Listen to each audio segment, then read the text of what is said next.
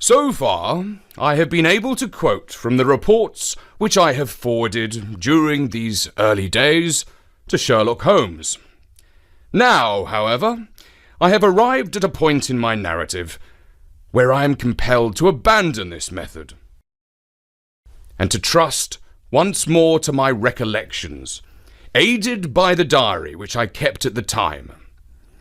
A few extracts from the latter will carry me on to those scenes which are indelibly fixed in every detail upon my memory. I proceed then from the morning which followed our abortive chase of the convict and our other strange experiences upon the moor. October the 16th. A dull and foggy day with a drizzle of rain. The house is banked in with rolling clouds which rise now and then to show the dreary curves of the moor, with thin, silver veins upon the sides of the hills, and the distant boulders gleaming where the light strikes upon their wet faces. It is melancholy outside and in. The baronet is in a black reaction after the excitement of the night. I am conscious myself of a weight at my heart, and a feeling of impending danger, ever-present danger, which is the more terrible because I am unable to define it. And have I not cause for such a feeling? Consider the long sequence of incidents which have all pointed to some sinister influence which is at work around us. There is the death of the last occupant of the hall, fulfilling so exactly the conditions of the family legend. And there are repeated reports from peasants of the appearance of a strange creature upon the moor. Twice I have, with my own ears, heard the sound which resembled the distant baying of a hound. It is incredible, impossible, that it should really be outside the ordinary laws of nature. A spectral hound which leaves material footmarks and fills the air with its howling, is surely not to be thought of. Stapleton may fall in with such a superstition, and Mortimer also. But if I have one quality upon earth, it is common sense. And nothing will persuade me to believe in such a thing. To do so would be to descend to the level of these poor peasants, who were not content with a mere fiend dog, but must needs describe him with hellfire shooting from his mouth and eyes. Holmes would not listen to such fancies, and I am his agent. But facts are facts, and I have twice heard this crying upon the moor. Suppose that there really were some huge hound loose upon it. That would go far to explain everything. But where could such a hound lie concealed? Where did it get its food? Where did it come from? How was it that no one saw it by day? It must be confessed that the natural explanation offers almost as many difficulties as the other. And always, apart from the hound, there is the fact of the human agency in London. The man in the cab, and the letter which warned Sir Henry against the moor.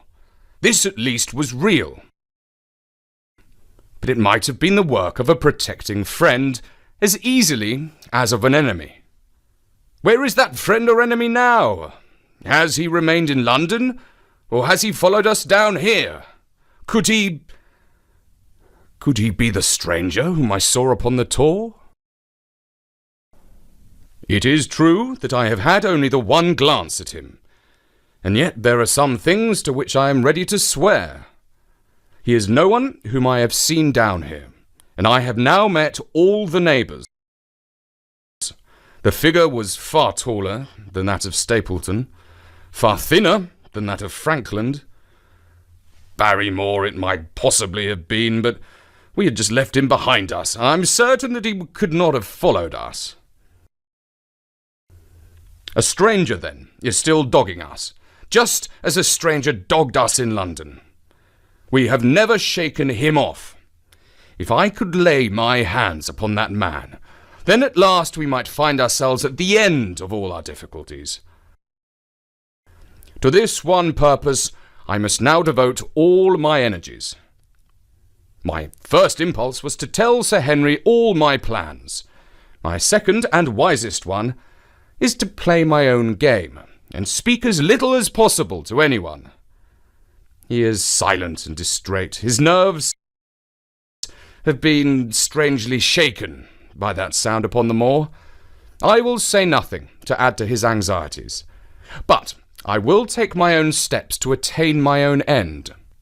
We had a small scene this morning after breakfast.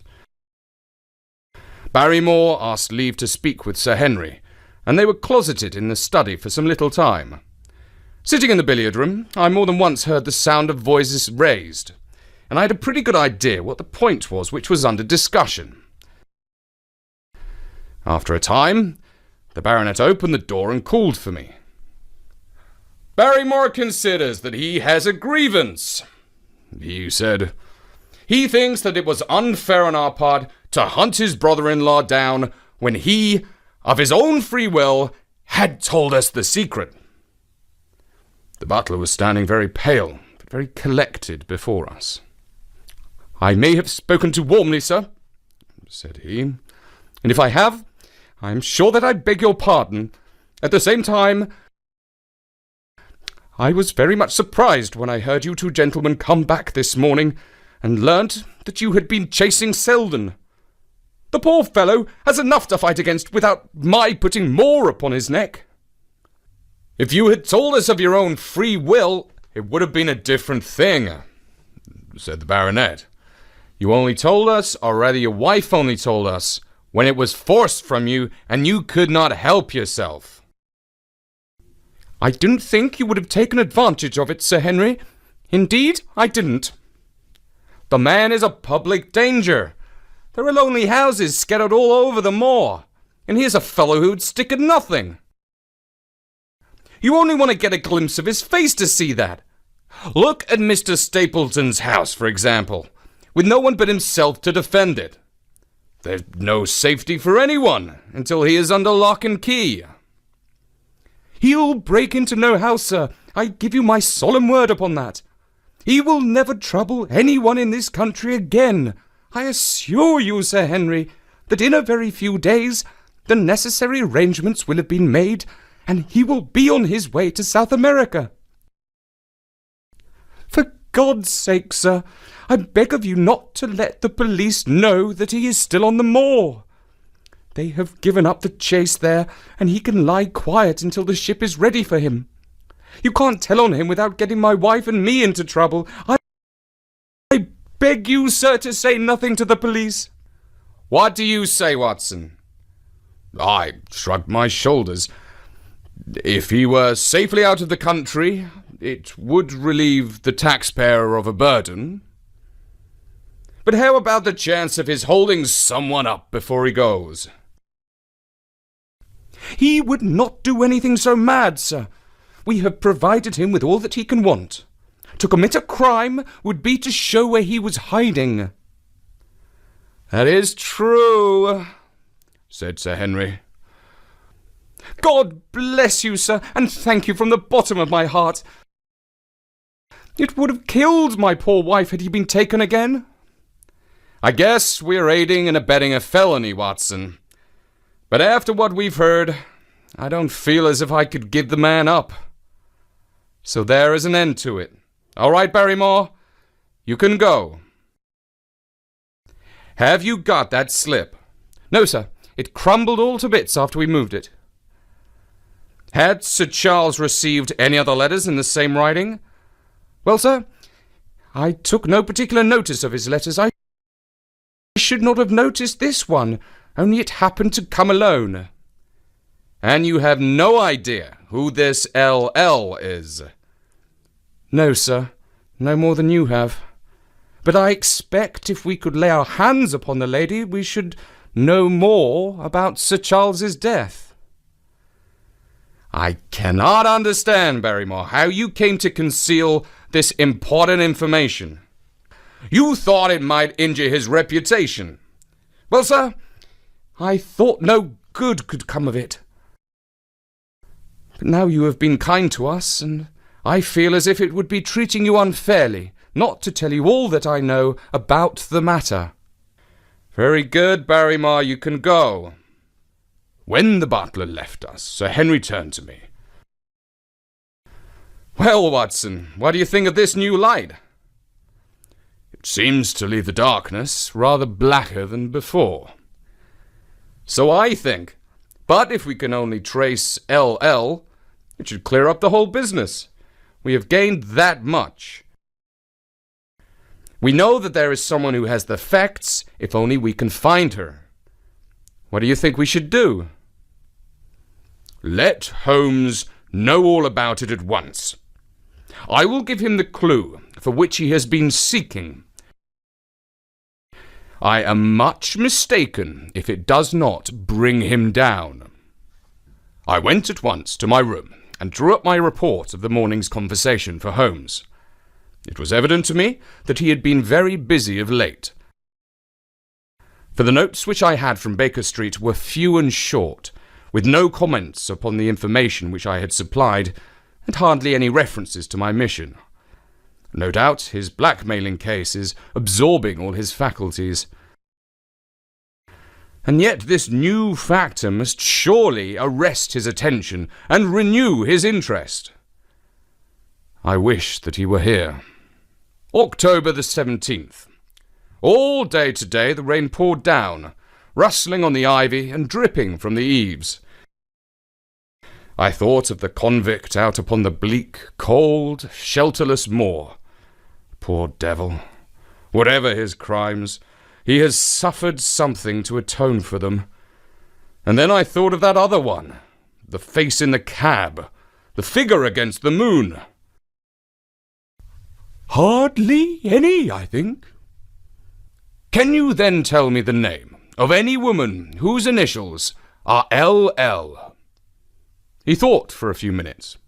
No, said he. Exactly. She married an artist named Lyons, who came sketching on the moor. He proved to be a blackguard and deserted her. The fault, from what I hear, may not have been entirely on one side. Her father refused to have anything to do with her, because she had married without his consent, and perhaps for one or two other reasons as well. So, between the old sinner and the young one, the girl had had a pretty bad time. How does she live? I fancy old Frankland allows her a pittance, but it cannot be more, for his own affairs are considerably involved. Whatever she may have deserved, one could not allow her to go hopelessly to the bad. Her story got about, and several of the people here did something to enable her to earn an honest living. Stapleton for one, and Sir Charles for another. He spoke with a sudden passion of earnestness. But what is it that alarms you? Look at Sir Charles's death. That was bad enough, for all that the coroner said. Look at the noises at the moor at night. There's not a man who would cross it after sundown if he was paid for it. Look at this stranger hiding out yonder and watching and waiting. What's he waiting for? What does it mean? It means no good to anyone of the name of Baskerville, and very glad I shall be to be quit of it all on the day that Sir Henry's new servants are ready to take over the hall. And where did he say that he lived?